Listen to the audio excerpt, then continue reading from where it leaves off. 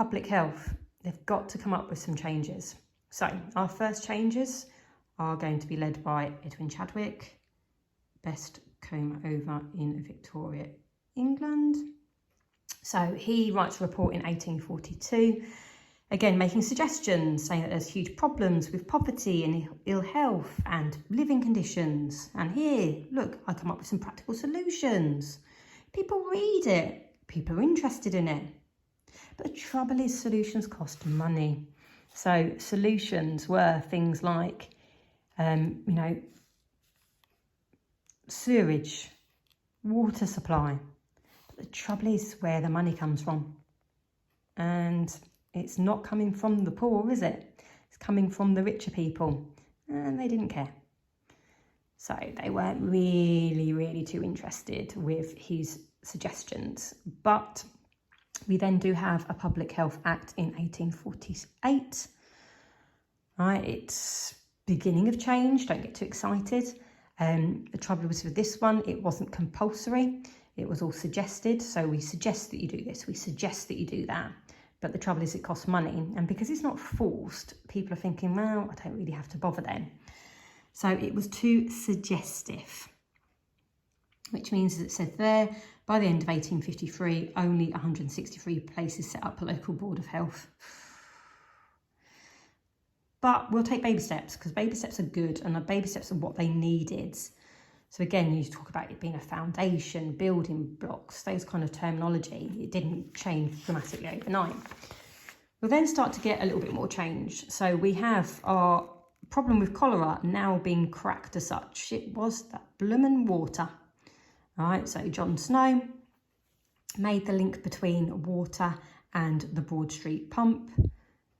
He did a lot of interviews, a lot of map work.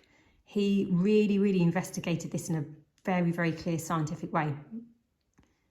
However, it doesn't mean that people instantly embraced it. They still thought it was that miasma. We've now got identification of germs. Right, can't really use the word germ yet because we don't know the germ theory. But again, it's all about the science, isn't it? We've then got, again, the idea of people trying to make links and giving people evidence.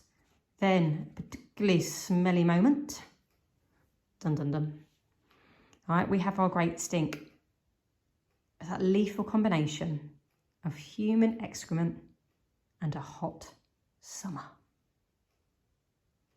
It got so bad that the MPs didn't actually want to go to the House of Parliament. It made them realise they needed change. And look, the big moment is born from it. Then they're starting to really break the back on this concept of laissez-faire. They're now starting to move towards a government that actually needs to do something about the health of its people. So we've got tried to sort out the food. We've talked about our germ theory already, but cholera keeps coming back.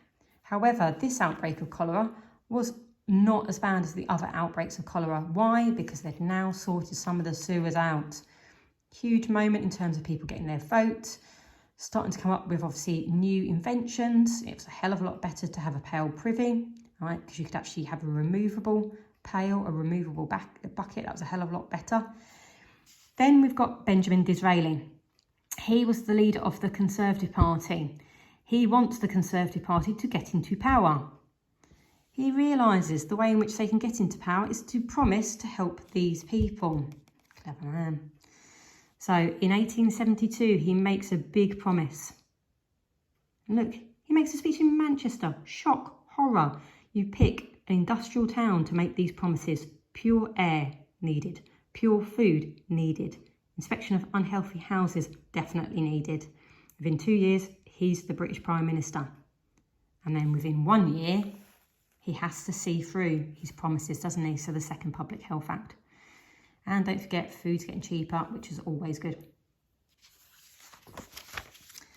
Then we start to have, we know, kind of like people working together. So we've got women trying to obviously help other women and try to put forward the idea of kind of like the care that women needed.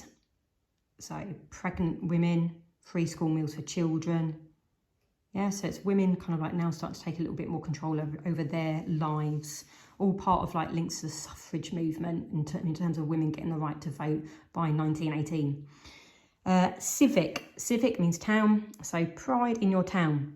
Try and actually improve the state of your own town. So the big example of this one is Manchester. Mentioned Manchester just on the other page about the idea of it being this industrial town. So Manchester took control of Manchester. Manchester knew it had huge problems, one of it being obviously the water supply. So you set up a huge reservoir scheme, right? And you bring in clean water. Perfect. This now led the way and showed other towns how to sort out their water supply. So water is kind of like becomes so much better by 1900. You then start to sort out a little bit of the housing.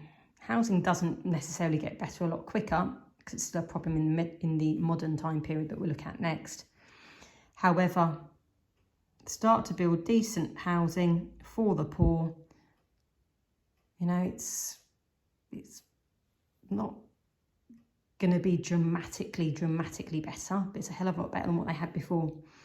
So give them a couple of rooms, give them access to laundries, give them access to put their waste away, give them a sink, give them a toilet. Brilliant. Now, again, that's our last little note to leave for 1750 to 1900 on. By 1900, nearly everyone in Britain had clean water, but not decent housing, good food and clean air. So the water problem has been solved. We won't talk about the water next, but housing, we'll keep talking about that. Food, we'll keep talking about that. And air, we'll keep talking about that.